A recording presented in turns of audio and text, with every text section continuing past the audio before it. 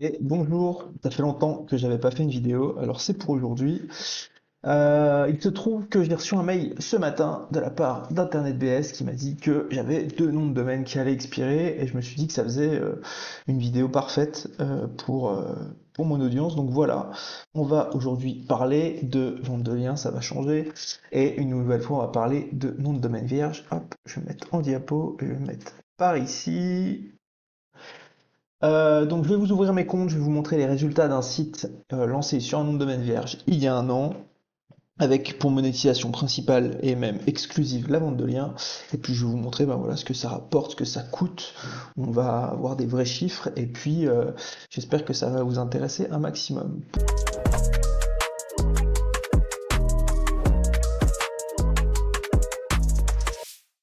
Pour ceux qui n'ont pas encore vu, je propose une petite vidéo privée. Vous pouvez retrouver le lien en description sur mon plan d'action si je devais recommencer de zéro sur le web. C'est une vidéo plutôt à destination des éditeurs de sites ou des web marketeurs débutants à confirmer qui ont du mal à avoir des résultats sur le web. Voilà, moi je vous dis ce que je ferais aujourd'hui si je recommençais de zéro. Et spoiler, je ne ferais pas que de la vente de liens, loin de là. Ce ne serait pas mon seul objectif et ce ne serait pas mon seul levier. Allez, c'est parti. Donc, du coup, le mail d'Internet VS reçu ce matin, j'ai des noms de domaine qui vont expirer. Bon, je reçois beaucoup de mails d'Internet VS à force d'acheter des noms de domaine à tir larigot.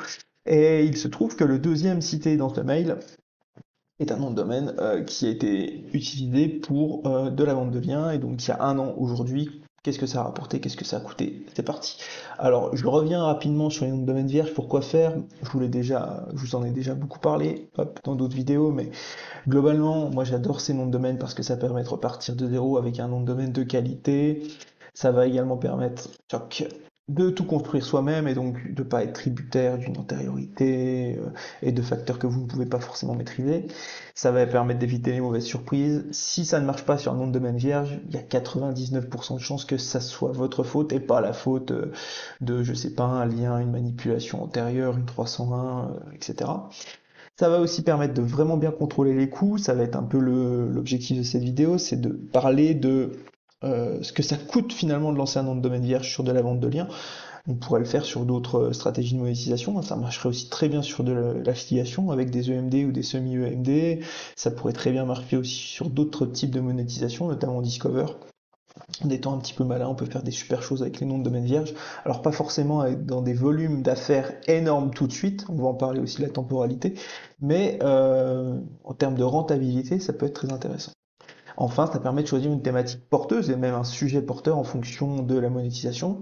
Euh, et puis, ça permet aussi d'aller sur des choses qui vous intéressent. Moi, aller sur de l'automoto, par exemple, ça m'intéresse très peu. C'est pas du tout une thématique sur laquelle des atomes crochus. Par contre, santé bien-être, ben voilà, je vais pas dire que c'est ma passion, hein, je ne lis pas Santé Mag tous les matins, mais c'est pas quelque chose que je trouve inintéressant.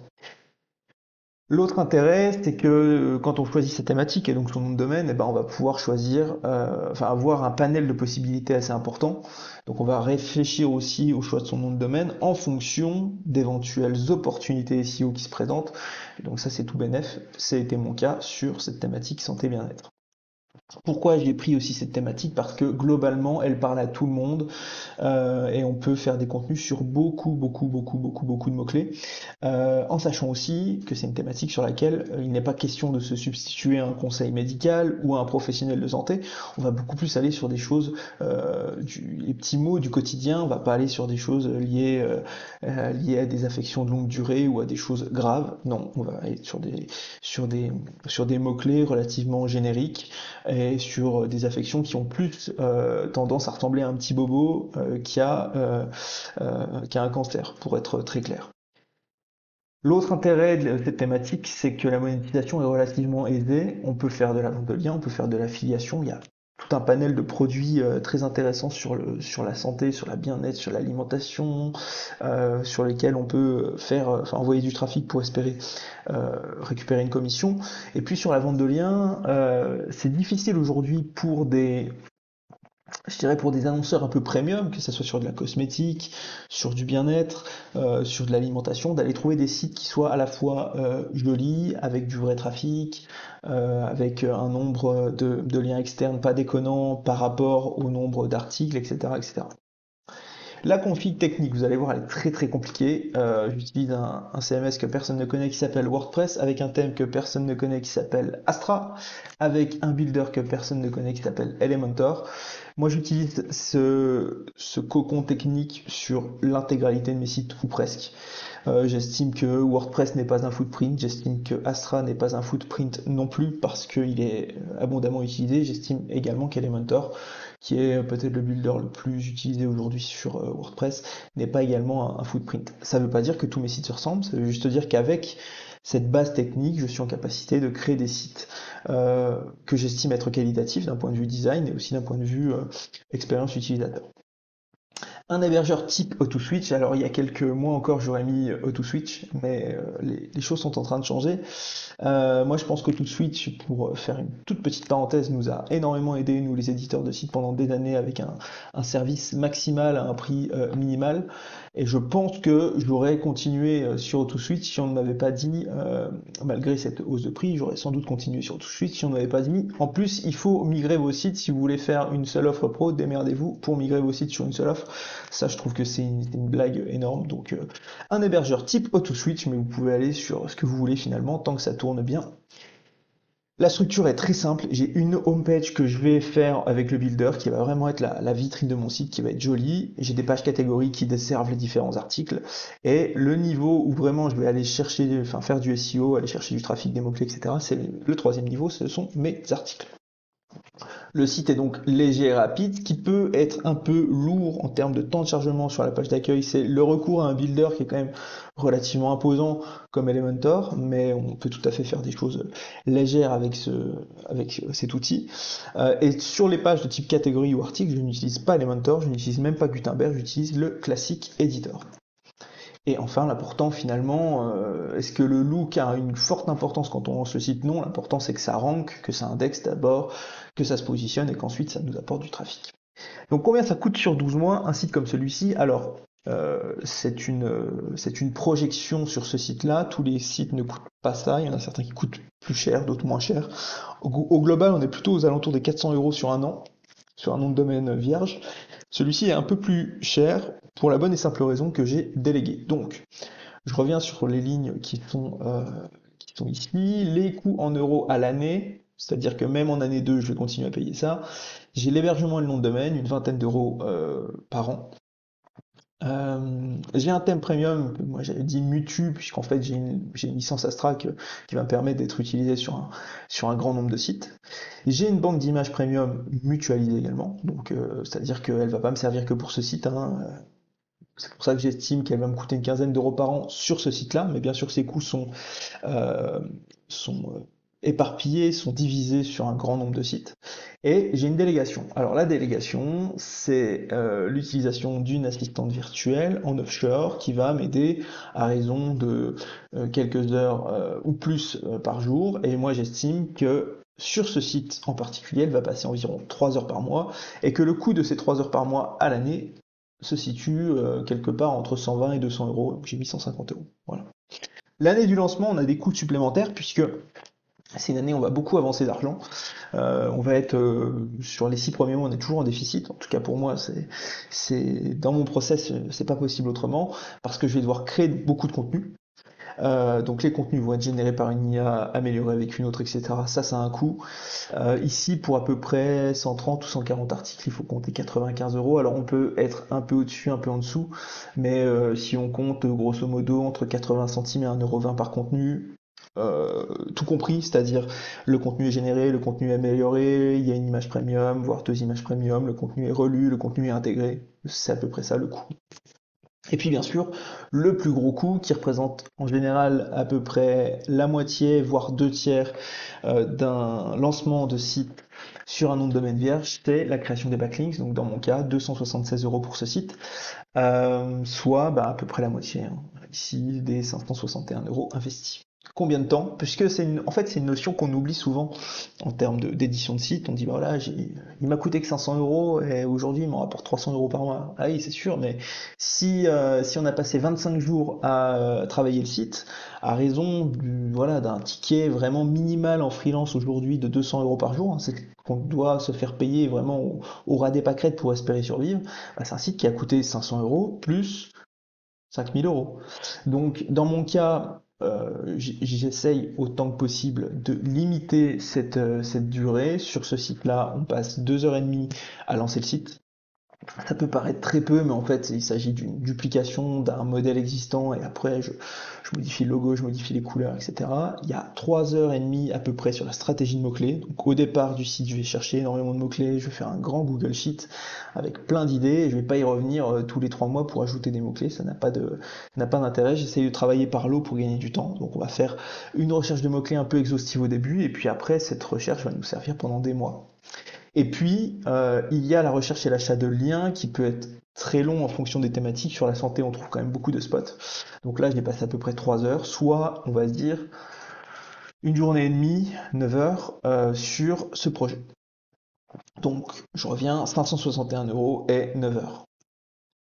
À quoi ressemble le site aujourd'hui? Alors, je ne vais pas vous montrer ni vous partager l'URL, pour des raisons évidentes, mais aujourd'hui ce site, c'est ça sur SEMrush, c'est à peu près 5000 de trafic avec un bel authority score, même si on s'en fout complètement puisque cette métrique n'a aucune valeur, mais vous voyez que la courbe elle est plutôt jolie. On commence bien du coup il y a un an ici au mois de mars et on est bien aujourd'hui un an après. Sur la Search Console, même topo, vous voyez bien qu'ici j'ai plugué la Search Console plutôt au mois d'avril de l'an dernier, puisque le site a été acheté, enfin le nom de domaine a été enregistré le 27 mars. Et on est le 25 quand je tourne cette vidéo. Et donc vous voyez qu'ici la courbe n'a pas cessé d'augmenter. Et j'ai mis juste au-dessus, hop, par là, j'ai mis sur les 28 derniers jours le trafic réel du site en matière uniquement de SEO. On est à 6600 et vous voyez qu'on a un petit bump là sur les 2 dernières semaines. Donc je pense qu'on va dépasser les 7 ou 8000 de trafic. En réel, après, est-ce que ça aura une répercussion sur la courbe SEMrush? Je ne pense pas. Et les liens, et ben voilà.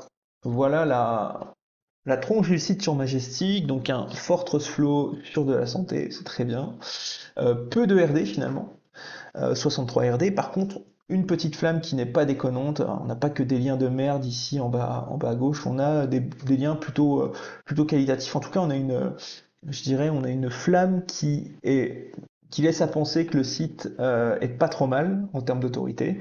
Et c'est vrai qu'il y a des liens de qualité qui ont été achetés pour ce site. Alors, quand il faut débourser 50 ou 60 euros sur un lien, ça peut paraître peu, mais dans le cadre d'un site où on va dépenser que 500 ou 600 euros, ça équivaut quand même à 10% du budget. Donc voilà, mais c'est des liens qui peuvent vraiment générer des ventes.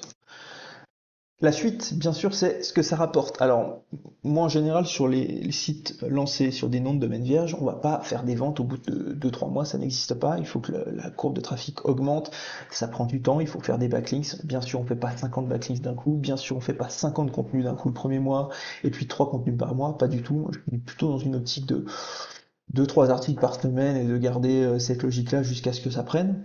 Et donc vous voyez qu'en août 2024, donc le site a 5 mois, presque 6 mois, première vente à 40 euros. Et puis après, en septembre 184, octobre 120, puis 200, puis 155, etc., etc., jusqu'à ce mois-ci où on fait 487.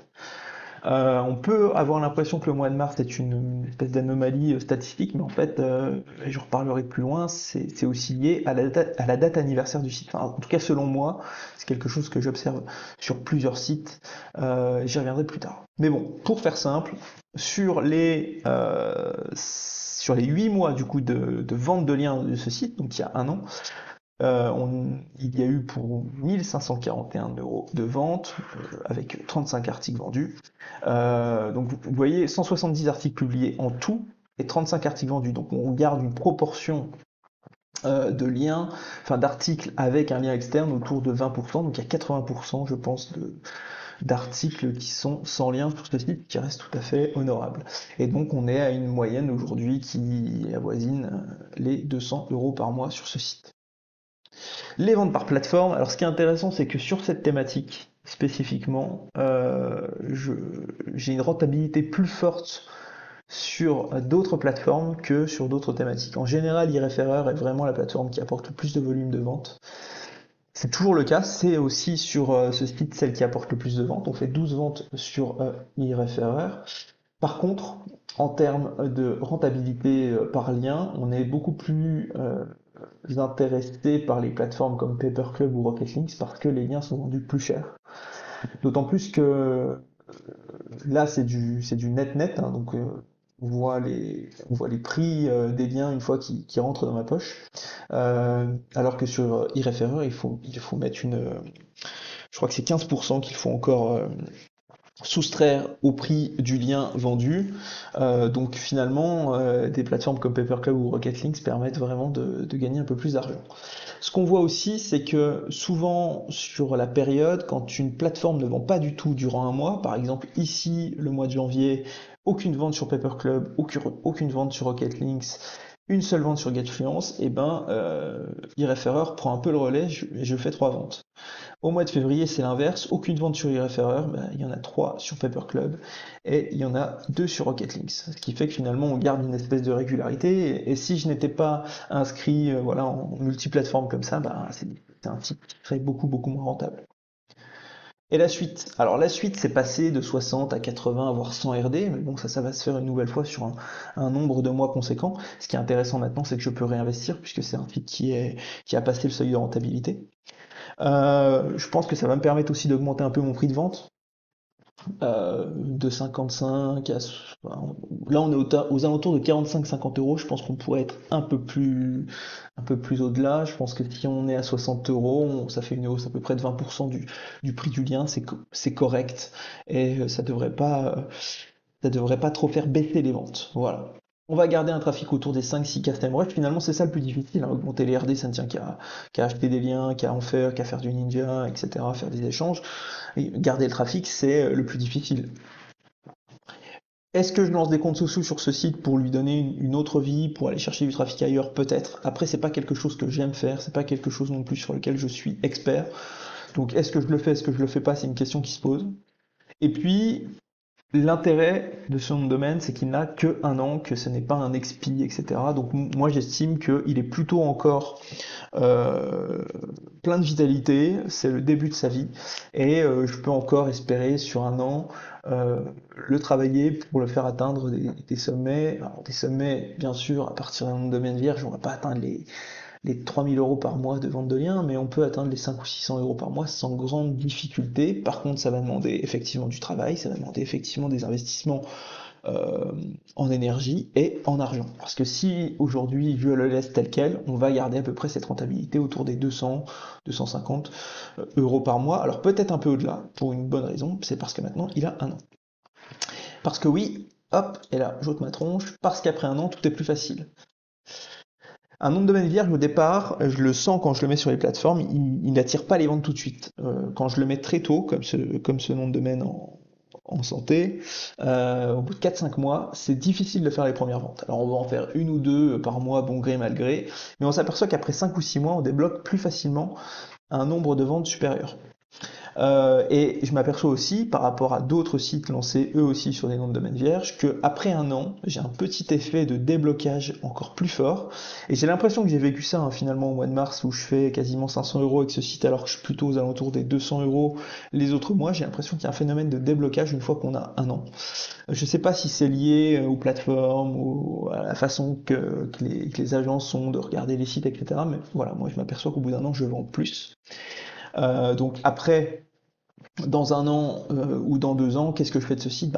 Ou bien on le cède, ou bien on continue, en sachant que si j'atteins 5 ou 600 euros par mois, ça sera déjà pour moi quelque chose de plutôt très bien avec un nom de domaine qui au départ était inconnu de tout le monde. Voilà. Alors pourquoi je dis qu'au bout d'un an on vend plus? Voilà un exemple avec un site qui est sur une autre thématique et qui du coup au mois de mai 2024 a eu un an. Et on s'aperçoit que ce site qui faisait entre 300 et 400 euros par mois, à partir du mois de mai, il s'est passé un truc, il a fait 900 euros, puis 600, 500, 700, 1000, 900, 600 et encore 900 euros en décembre. Et ça continue hein, sur cet ordre d'idée-là, entre 500 et 900 euros, donc avec une moyenne finalement autour des 700 euros. On est passé d'une moyenne en fin d'année 1 aux alentours de 300 euros par mois, ce qui était déjà pas mal, à sur l'année 2 aux alentours de 700 euros par mois. Donc, alors peut-être que je me trompe et que c'est une simple coïncidence, mais je m'aperçois quand même que au bout de 12 mois d'existence, le volume d'affaires en vente de liens est quand même plus important. Ouais, mais un an, c'est super long, vous allez me dire. Vous n'avez pas complètement tort. Après, évidemment, un éditeur ne travaille pas sur un seul site, hein. Il travaille sur tel site qui vient de lancer, tel site qui a été lancé il y a 6 mois, tel autre site qui a 9 mois, tel autre site qui en a 15. Bref, faut pas se dire qu'un éditeur de site a que des sites créés sur une seule temporalité. On est en train de gérer plusieurs sites qui sont certains en fin de vie parce qu'ils ont donné du trafic, ils ont vendu en affiliation, ils ont vendu en vente de liens et puis ils ont été essorés. Ces sites-là, ils vont mourir. C'est pas la première fois que je dis qu'un site a une durée de vie et que on peut pas espérer, en fonction d'une monétisation, si on ne devient pas un média, si on ne devient pas, je dirais, un acteur majeur sur la SERP, on ne peut pas espérer survivre plus de 3 ou 4 années. Bien sûr, un an pour générer un revenu entre 150 et 300 euros par mois, moi je trouve pas, enfin moi ça me choque pas, je trouve que c'est plutôt pas mal. Cette somme de, on va dire 200, 250 euros par mois, si on prend la moyenne, on l'atteint quand même avec un capital de départ qui est aux alentours et qui est souvent en dessous de 500 euros, donc c'est quand même très intéressant. Avec un potentiel de revente, si on considère qu'on est aux alentours de 300 euros par mois, bah aux alentours de 4000, 5000 euros pour un site de vente de liens, c'est quand même pas trop mal. Et avec un investissement temporel, pardon, qui est réduit à quelques jours par an. Alors moi, je compte une journée et demie, peut-être 2 jours sur l'année. Même si j'y passais 5 jours, ça resterait un site qui sera de toute façon rentable. Voilà. Voilà, vous avez tenu jusqu'au bout, moi aussi, donc j'espère que ça vous a plu et aidé. Voilà, la vente de liens, c'est loin d'être mort, tout le monde le dit. En faire sur des noms de domaine vierges, je pense que c'est intéressant. L'autre chose qui est importante, c'est que la vente de liens est tout à fait compatible avec d'autres types de monétisation. Donc pour ceux qui veulent se lancer mais qui ont des doutes sur la viabilité de la vente de liens sur le long terme, vous pouvez tout à fait monter un site qui a comme monétisation principale l'affiliation ou la publicité via Discover ou que sais-je, et qui utilise la vente de liens comme second biais de monétisation. C'est tout à fait compatible. Dans l'autre sens, c'est plus difficile, c'est-à-dire lancer un site qu'on pense pour la vente de liens et du jour au lendemain l'ouvrir à un autre type de monétisation comme l'affiliation, c'est plus compliqué. Alors quand on fait de la vente de liens, on peut tout à fait s'ouvrir à Discover, ça peut le faire, mais c'est déjà un certain glissement. Donc faites un vrai site qui a une vraie raison d'être, ça peut même être un e-commerce, un site de dropshipping, voilà, un site d'affiliation, il y a beaucoup de possibilités. Et pensez aussi à la vente de liens une fois que votre site est sur les rails, parce que s'il a une vraie vie, s'il a une vraie raison d'être, il aura aussi tous les atouts pour attirer des acheteurs. Voilà. Je vous remercie et je vous dis à bientôt. Ciao!